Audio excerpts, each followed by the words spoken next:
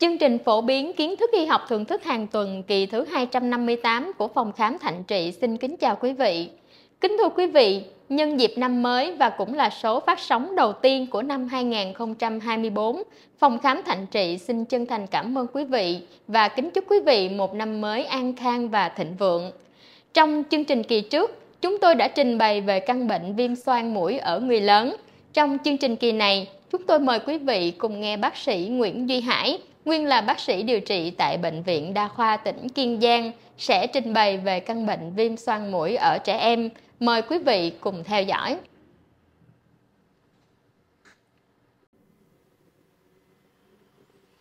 Xin kính chào quý vị. Như dược sĩ Ngọc Quyên vừa giới thiệu, thì đây là một cái chương trình đầu tiên của năm mới năm 2024. Chúng tôi sẽ trình bày với quý vị về cái căn bệnh viêm xoang mũi ở trẻ em. Thì trước khi đi vào cái chủ đề chính thì cũng nhân dịp năm mới, trước tiên tôi xin kính chúc tất cả quý vị khán thính giả một năm mới an khang thịnh vượng, gặp được nhiều thành công trong cuộc sống. Và thưa quý vị, trong suốt cái thời gian vừa qua thì kênh của chúng tôi nhận được rất là nhiều những cái sự ủng hộ của quý vị, những cái sự đóng góp ý kiến rất là chân thành từ những cái comment của quý vị, giúp cho kênh của chúng tôi phát triển cho đến ngày hôm nay. Chính vì nhờ cái sự đóng góp quý báu của quý vị và cái sự ủng hộ của quý vị, chúng tôi nhờ những cái động lực đó mà kênh của chúng tôi tiếp tục phát triển cho đến ngày hôm nay. Và để đáp lại cái tấm thiện tình của quý vị, những cái sự ưu ái quý vị dành cho kênh của chúng tôi hứa với quý vị là chúng tôi sẽ tiếp tục trau dồi kiến thức để cống hiến cho quý vị trong cái công cuộc truyền bá những cái kiến thức y học thưởng thức cho quý vị, để góp phần cho cuộc sống của quý vị được tốt đẹp hơn, góp phần cho cuộc sống của quý vị được thành công hơn. Chính vì vậy mà chúng tôi rất cần sự đóng góp ý kiến quý báu của quý vị trong suốt cái thời gian sắp tới đây. Trước khi đi vào chủ đề chính thì chúng tôi cũng xin nói một số các cái nét khái quát cũng như là cái tình hình dịch tễ của bệnh viêm xoang mũi ở trẻ em. Thì quý vị đã biết rằng là viêm xoang mũi là một cái bệnh thường gặp ở trẻ em dưới 6 tuổi. Và theo CDC của Hoa Kỳ thì người ta thống kê rằng cái bệnh viêm xoang mũi nó chiếm khoảng 6,5% trong tổng số các cái bệnh ở nhi khoa đến khám. Và đây là một cái con số rất là đáng báo động, đặc biệt là trong cái thời đại mà cái việc ô nhiễm môi trường nó tăng cao, thì cái tỷ lệ viêm xoang mũi ở trẻ em nó cũng tăng cao. Đó là phần thứ nhất. Cái phần thứ hai nữa, tôi xin nhắc lại một số những cái giải phẫu về xoang. Thì quý vị đã biết rồi, ở trên cái vùng mặt của chúng ta đó, nó có 4 cái loại xoang khác nhau. Thứ nhất là xoang trán ở trên đây, xoang sàng thì nó có 2 loại là xoang sàng trước và xoang sàng sau. Cái đến là xoang bướm, rồi xoang hàm ở hai cái bên gò má này.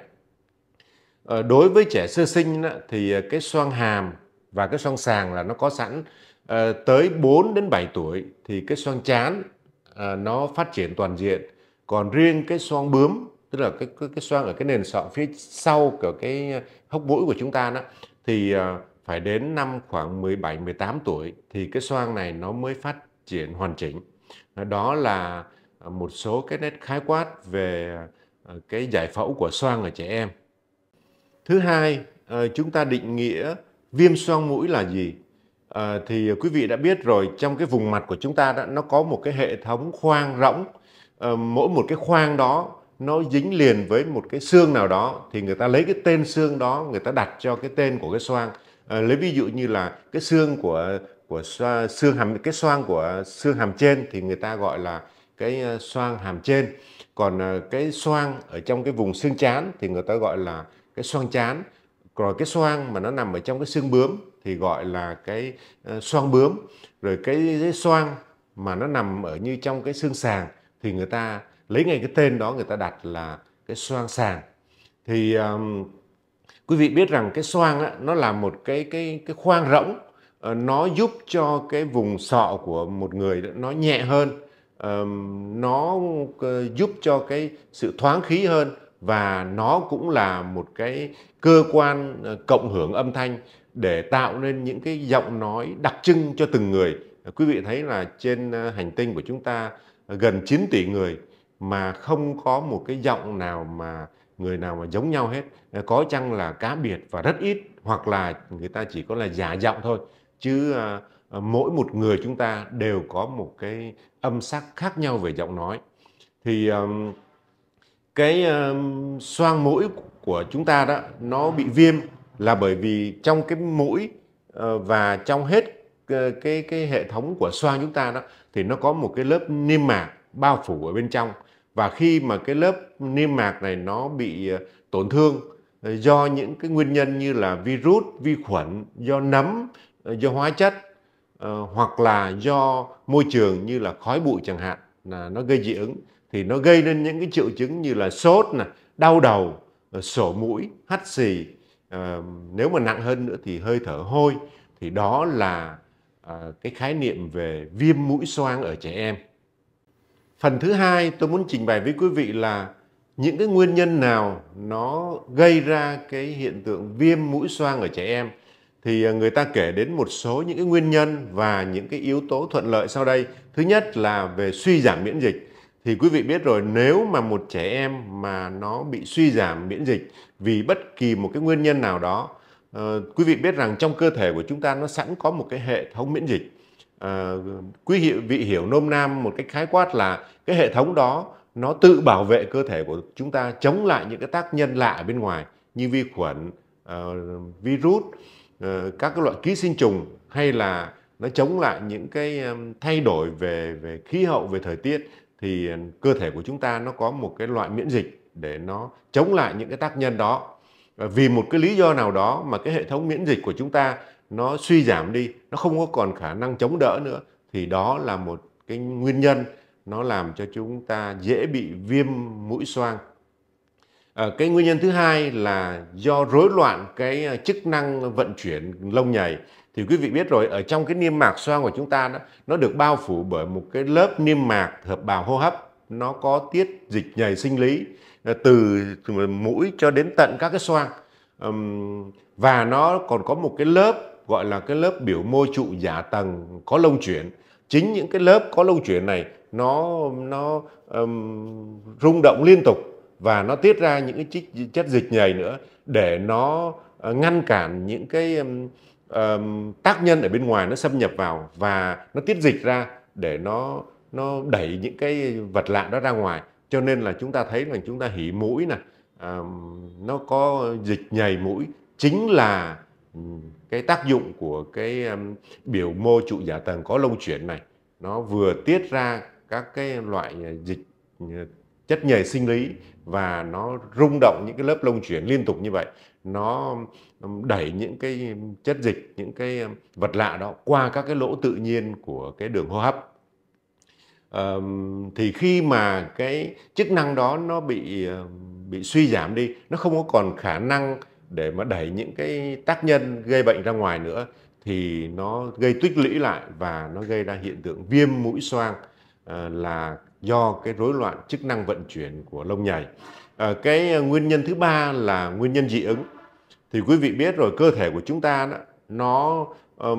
dị ứng với một trong những cái loại chất nào đó. Cái chất mà gây dị ứng thì người ta gọi là dị nguyên. Lấy ví dụ như là phấn hoa, rồi các cái loại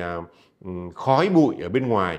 Thậm chí là nếu mà trong gia đình chúng ta mà có nuôi những cái thú cưng như là chó mèo, thì đó cũng là những cái tác nhân mà cái cơ thể nó phản ứng lại. Thì cái đó nó gọi là cái nguyên nhân do dị ứng. Nguyên nhân thứ tư là do cái hiện tượng trào ngược dạ dày thực quản. Thì khi mà trẻ em mà nó ăn uống không tiêu, nó có cái hiện tượng chớ, hơi lên, thì khi mà nó không tiêu như vậy đó, các cái dịch của đường tiêu hóa nó trào ngược lên, và khi mà trẻ em nó bị sặc, nhất là nó bị sặc sữa chẳng hạn, hoặc là nó chớ lên mà nó tràn vào cái đường hô hấp trên, thì nó gây ra cái hiện tượng viêm xoang do cái hiện tượng trào ngược dạ dày thực quản. Thứ năm là một số các cái bất thường về giải phẫu của cái vùng mũi như là vẹo vách ngăn,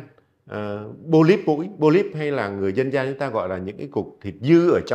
trong mũi của chúng ta đó, thì đó cũng là một trong những cái nguyên nhân gây ra viêm mũi. Cái thứ sáu là cái gọi là viêm VA mãn tính. Thì quý vị biết là VA đó, nó là một cái tổ chức lympho, nó ở trên cái vòm họng đó. Vì một cái lý do nào đó mà nó phát triển quá mức, nó gây tăng tiết lên và nó ảnh hưởng tới cái hệ thống hô hấp trên của trẻ em, thì nó cũng là cái nguyên nhân gây ra viêm mũi xoang ở trẻ em. Ngoài ra thì người ta còn ghi nhận một số các cái trường hợp mà trẻ em nó bị viêm mũi xoang do cái dị vật. Thì quý vị biết rồi, trẻ em nó hay nghịch ngợm mà vô tình có những cái dị vật mà nó nhét vào mũi mà mình không biết, cha mẹ cũng không biết. Thậm chí nếu mà có những cái trẻ em mà đi khám mà nếu mà bác sĩ không có khám một cách kỹ lưỡng, không có những cái dụng cụ chuyên biệt để mà soi á, thì chúng ta bỏ sót những cái nguyên nhân dị vật đó. Cho nên là đối với ở phòng khám chúng tôi thì chúng tôi thường nhắc các em là mình khám và cho trẻ em á, bởi vì trẻ em quý vị biết là nó không có tự khai được, mà chủ yếu là trông chờ vào cái khai bệnh của phụ huynh thôi. Và phụ huynh thì cũng có khi là mình không có quan sát được triệt để. Cho nên là cái việc mà bác sĩ phải thăm khám trẻ một cách tỉ mỉ kỹ lưỡng là một điều hết sức cần thiết khi mà chúng ta thực hành khám lâm sàng cho nhi khoa.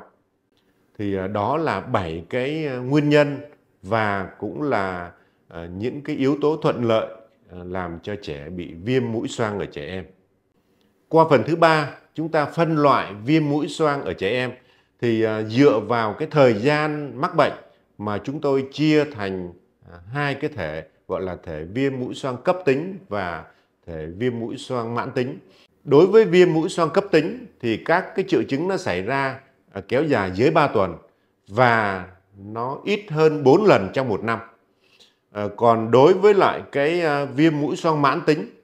thì cái tình trạng viêm nhiễm tại xoang nó thường là kéo dài trên 3 tháng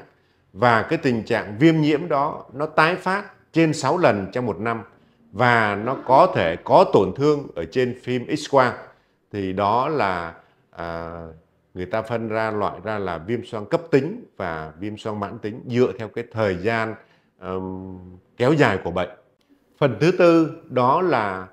các cái triệu chứng của viêm mũi xoang ở trẻ em. Thì người ta cũng chia ra làm hai cái nhóm triệu chứng. Thứ nhất là đối với trẻ em mà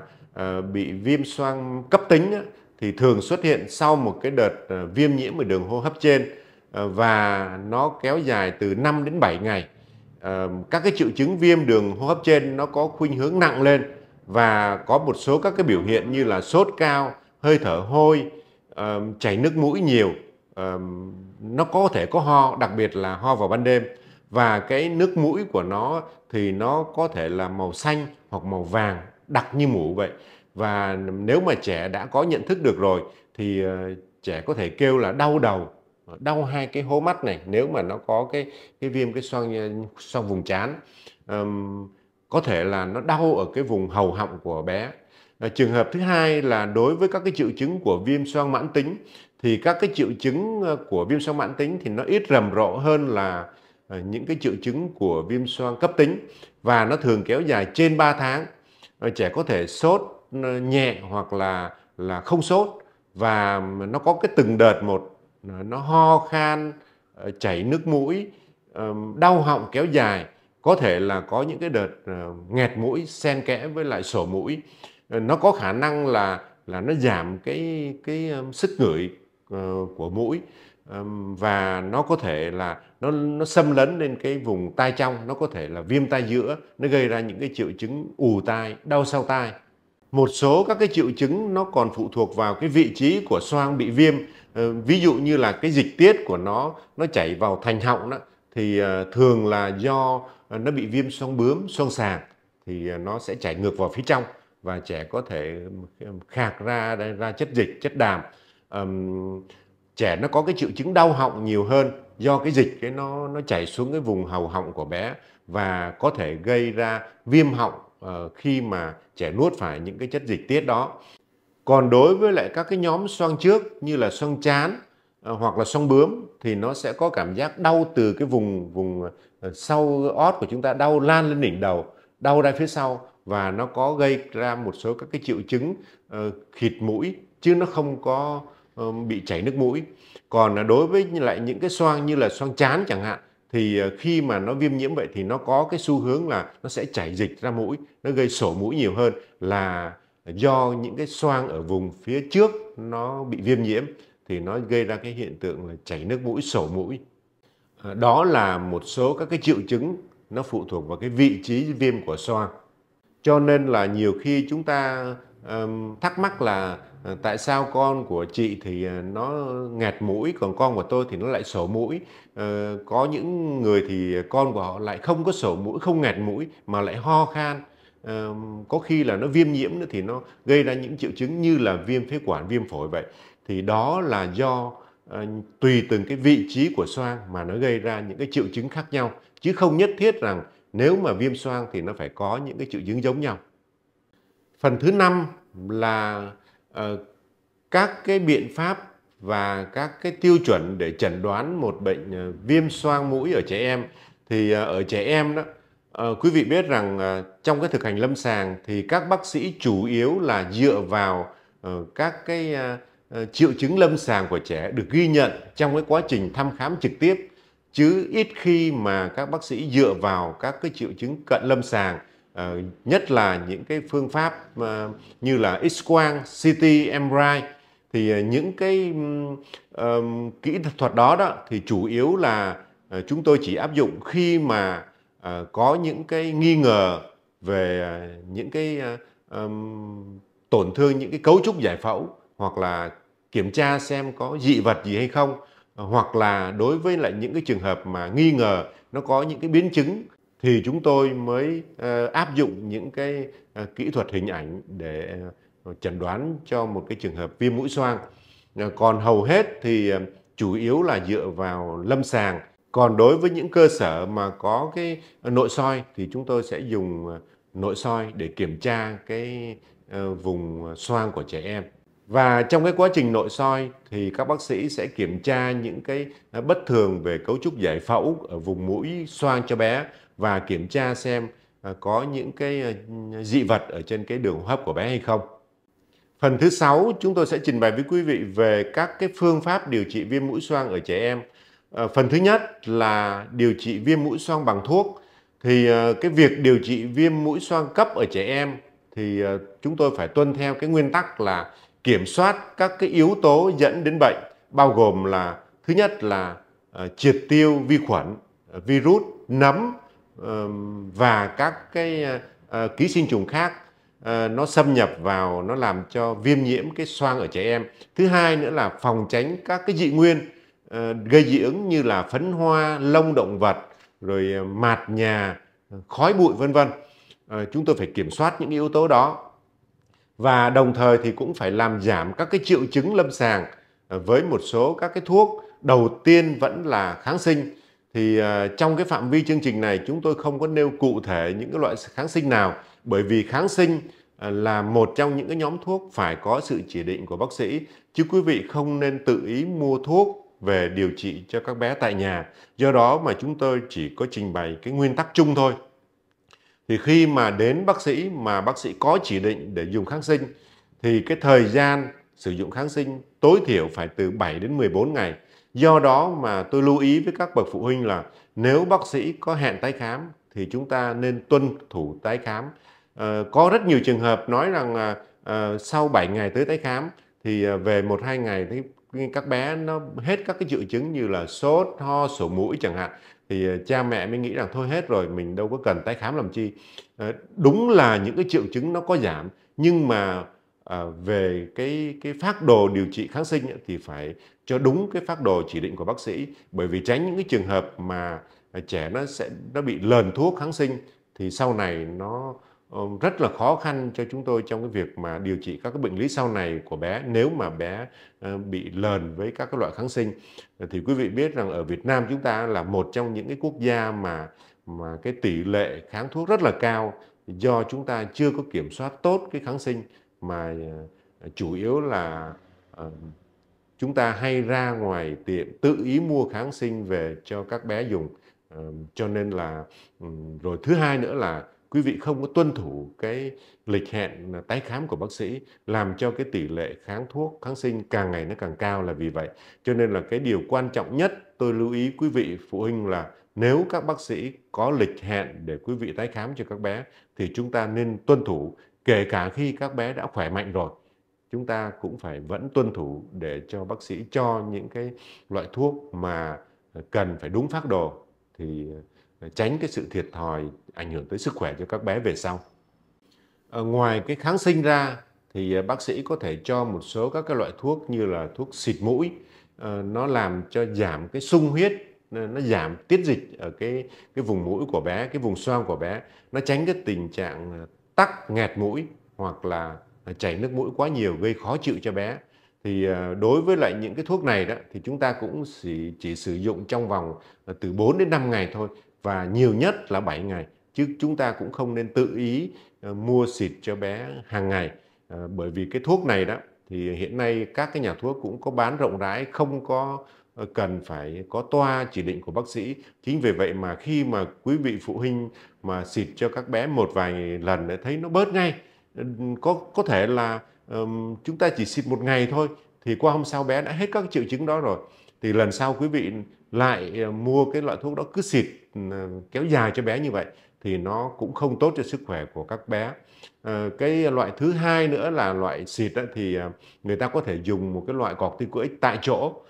thông qua các cái loại dung dịch xịt mũi như vậy thì nó sẽ giảm được cái triệu chứng phù nề của bé, nó giúp cho bé mau chóng giảm các cái triệu chứng. Tuy nhiên thì kể cả corticoid cũng vậy, phải có sự chỉ định của bác sĩ,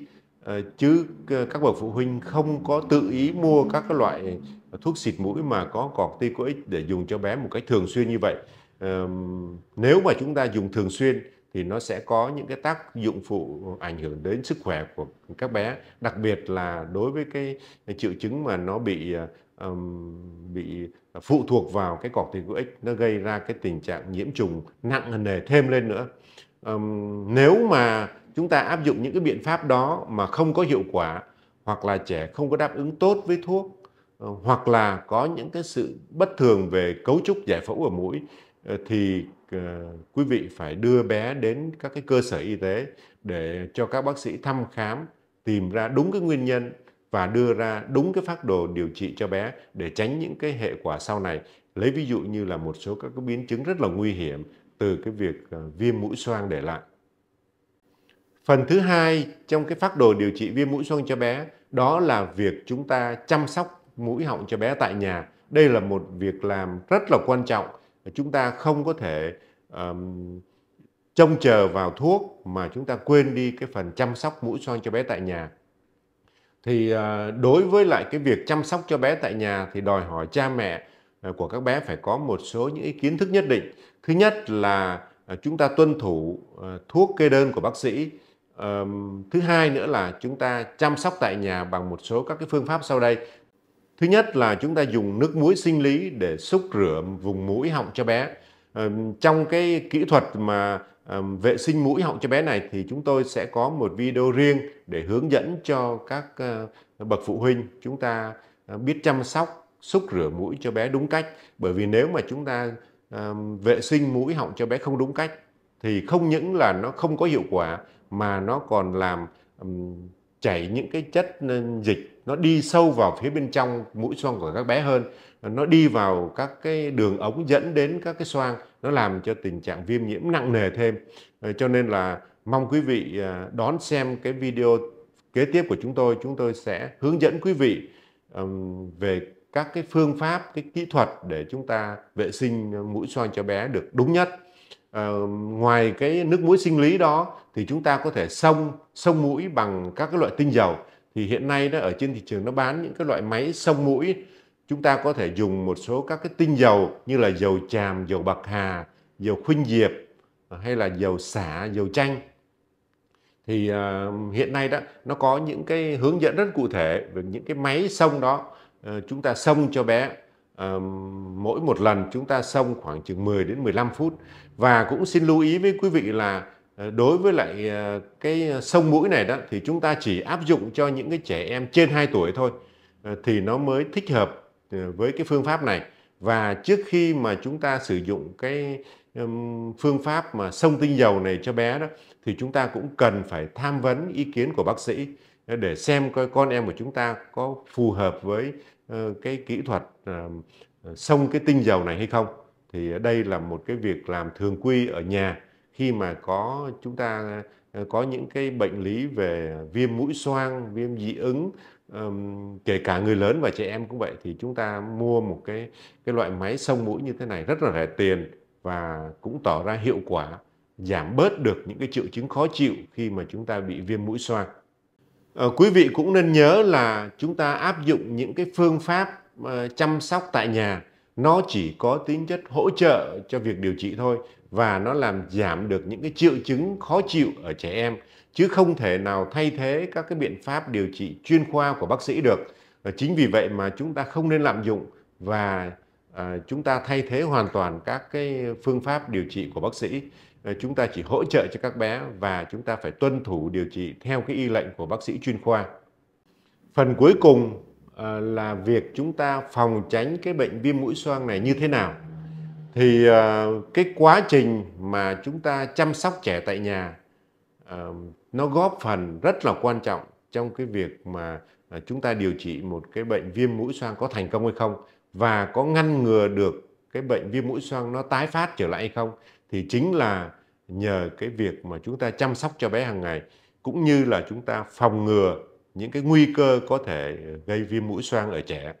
Thì việc đầu tiên là chúng ta phải vệ sinh mũi họng cho bé hàng ngày. Kể cả khi bé chưa có bệnh thì chúng ta cũng phải vệ sinh cho bé bằng nước muối sinh lý, chứ không phải là đợi cho tới lúc bé có bệnh chúng ta mới vệ sinh cho bé. Bởi vì quý vị biết rồi, đối với lại cái đường tiêu hóa của chúng ta là cái đường miệng đó, thì nó chỉ dơ khi nào mà chúng ta ăn uống vô thôi. Còn lại thì nó không có những yếu tố xâm nhập từ bên ngoài vào.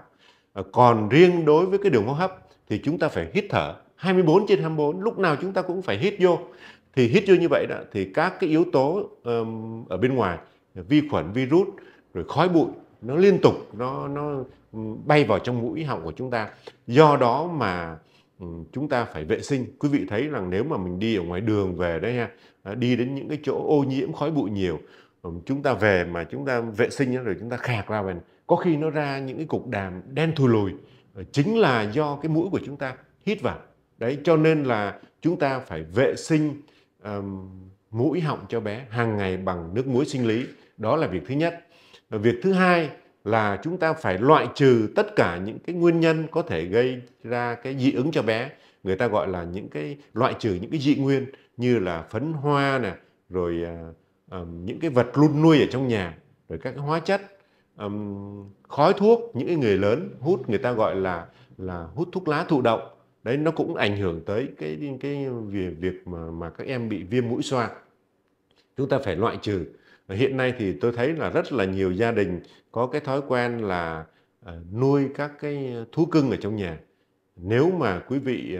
có em bé trong nhà thì tôi khuyên quý vị là chúng ta bằng cách nào đó phải cách ly những cái con thú nuôi đó ra. Tốt nhất là chúng ta đừng có nuôi nó. Kể cả người lớn cũng vậy quý vị. Rất là nhiều người nuôi thú cưng bị dị ứng với các cái lông của các cái con thú đó. Ngoài ra chưa kể đến các cái loại như là các cái loại ký sinh trùng như ve chẳng hạn, hoặc là các cái loại quý vị vẫn thường nghe thấy nói là giun đũa chó mèo đó, hay người ta còn gọi là sán chó, là chính từ những cái vật nuôi nó lây qua con người chúng ta. Cho nên là tôi khuyên quý vị là chúng ta hạn chế nuôi càng nhiều càng tốt. Tốt nhất là quý vị không có nuôi những cái thú cưng, bởi vì cái đó nó sẽ ảnh hưởng tới sức khỏe của chúng ta nhiều lắm. Thứ đến nữa là chúng ta phải giữ cái không khí trong cái phòng ở của các bé. Tốt nhất thì chúng ta không có nên cho các bé nằm máy lạnh quá lạnh, bởi vì quý vị biết rằng cái vấn đề hô hấp mà cái không khí mà nó quá lạnh thì nó sẽ ảnh hưởng tới cái việc hô hấp của bé. Tốt nhất là chúng ta để ở cái nhiệt độ phòng, tức là khoảng 28 độ là vừa. Đặc biệt là chúng ta đừng có từ ở ngoài không khí nóng hầm hập, chúng ta đưa ngay một lúc vào cái phòng đang là lạnh như vậy, hoặc là từ đang ở trong phòng lạnh 18-20 độ, rồi đột ngột chúng ta ẵm bé ra ngoài, thì nó sẽ xảy ra cái hiện tượng gọi là sốc nhiệt. Nó cũng làm cho cơ thể của các bé dễ bị các cái bệnh lý về viêm mũi xoang và các cái bệnh lý khác do cái hiện tượng sốc nhiệt nó gây ra. Cho nên là khi mà chúng ta đưa bé ra thì chúng ta cũng đưa từ từ, hoặc là tốt nhất thì chúng ta để cái nhiệt độ khoảng 28 độ là hợp lý nhất. Đối với lại nó cân bằng giữa cái nhiệt độ ở bên ngoài, nó cũng không có thấp bao nhiêu và nó cũng không cao hơn cái nhiệt độ mà thời tiết ở bên ngoài nó nắng nóng như hiện nay. Thứ đến nữa là chúng ta phải vệ sinh cái môi trường chung quanh của cái gia đình chúng ta để hạn chế cái sự phát triển của nấm mốc, như là vi khuẩn, các cái loại nấm ở trong cái không khí. Đặc biệt là đối với lại những cái chăn ra mùng mền của chúng ta thì chúng ta cũng phải thường vệ sinh thường xuyên, bởi vì cái con mạt nhà đó quý vị, nó phát triển rất là nhanh. Kể cả khi mà chúng ta sống trong một cái môi trường rất là lý tưởng, gia đình chúng ta rất là sạch sẽ, nhưng mà cái con mạt nhà nó ký sinh ở trên các cái lớp tế bào chết của da mình, là khi mà mình nằm ở trong giường nệm như vậy, nó rớt ra thì cái con mạt nhà đó nó dễ ký sinh ở đó và nó tăng sinh rất là nhanh. Cho nên là chúng ta phải vệ sinh ra nệm thường xuyên, ít nhất là 1 tuần 1 lần. Bởi vì nó sẽ gây ảnh hưởng đến, không phải là người nào mà gia đình có con mạt nhà thì cũng gây bị dị ứng đâu, nhưng mà thông thường thì nó là cái nguyên nhân góp phần cho cái việc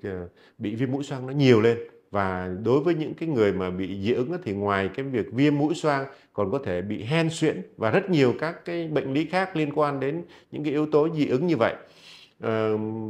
Hiện nay đó thì ở trên thị trường nó có bán rất là nhiều các cái thiết bị lọc không khí đó quý vị. Rồi nó vừa là lọc không khí mà nó lại tạo độ ẩm cho cái không khí, nó phù hợp với lại cái môi trường thuận lợi cho trẻ em, nó bảo vệ được con em của chúng ta tránh những cái bệnh lý liên quan đến vùng hô hấp. Còn đối với lại về mùa đông á, thì quý vị nên bảo vệ cho bé bằng cách là chúng ta vận áo ấm cho trẻ, tránh bị cảm lạnh, và đặc biệt là chúng ta không có phong phanh bé ra những cái nơi gió lùa.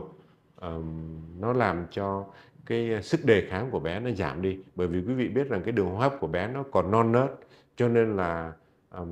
nó không có kháng lại được những cái yếu tố bất lợi cho cơ thể của bé. Cuối cùng thì cái chế độ dinh dưỡng cho bé là một cái việc hết sức quan trọng, bởi vì quý vị nên biết rằng cơ thể của chúng ta đó, phần lớn là chúng ta sống và phát triển được, cũng như là chúng ta chống lại được các bệnh tật là nhờ các cái chế độ dinh dưỡng. Chẳng vậy mà quý vị biết rằng ở trong bệnh viện của chúng tôi đó, dù bệnh viện lớn, bệnh viện nhỏ nào cũng vậy, thì ngoài các cái khoa phòng về chuyên khoa khác thì bao giờ cũng phải có một cái khoa gọi là cái khoa dinh dưỡng. Bởi vì quý vị biết rằng cái khoa dinh dưỡng rất quan trọng. Người ta ở đó có các cái bác sĩ chuyên khoa, người ta nghiên cứu các cái loại thực phẩm nào, các cái chế độ dinh dưỡng cho phù hợp với từng loại bệnh, từng độ tuổi một. Cho nên là việc mà chúng ta bổ sung dinh dưỡng các cái chất cho bé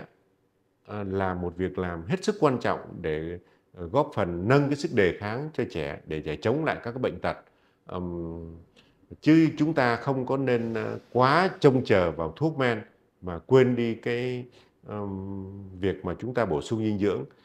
Và đặc biệt là khi mà chúng ta có em bé thì chúng ta ưu tiên là cho bé bú sữa mẹ, đặc biệt là trong 6 tháng đầu. Bởi vì quý vị biết rằng không có một cái sữa nào, không có một nguồn thức ăn nào tốt hơn, rẻ hơn, chất lượng hơn bằng cái sữa mẹ. Ngoài ra nó còn giúp cho người phụ nữ, cái người mẹ đó, tạo được cái mối ràng buộc, một cái sợi dây liên kết tình cảm giữa mẹ và con. Thì điều đó là một cái điều hết sức quan trọng đối với cái việc mà chúng ta nâng cao cái sức đề kháng cho trẻ. Thì như vậy là tôi đã trình bày với quý vị về một số các cái triệu chứng, các cái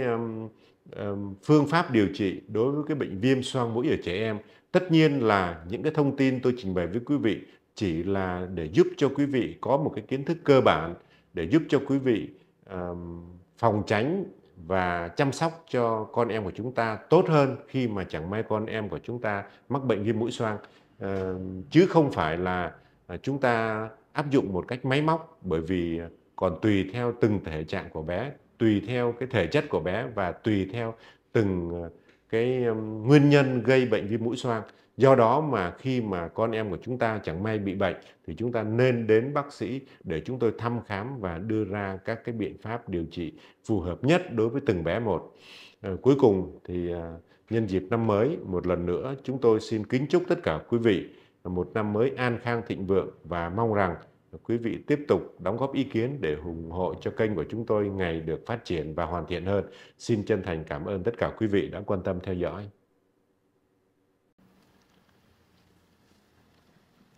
Quý vị vừa nghe bác sĩ Nguyễn Duy Hải trình bày về các phương pháp chẩn đoán, điều trị và cách phòng ngừa bệnh viêm xoang mũi ở trẻ em. Xin quý vị vui lòng like, chia sẻ, đăng ký kênh và ấn vào nút chuông thông báo bên dưới màn hình để đón xem những chương trình mới nhất của chúng tôi về các loại bệnh lý thường gặp và các giải pháp bảo vệ sức khỏe của con người. Cảm ơn quý vị đã luôn đồng hành cùng chúng tôi suốt một năm qua. Xin kính chúc quý vị một năm mới an khang và thịnh vượng. Xin kính chào tạm biệt.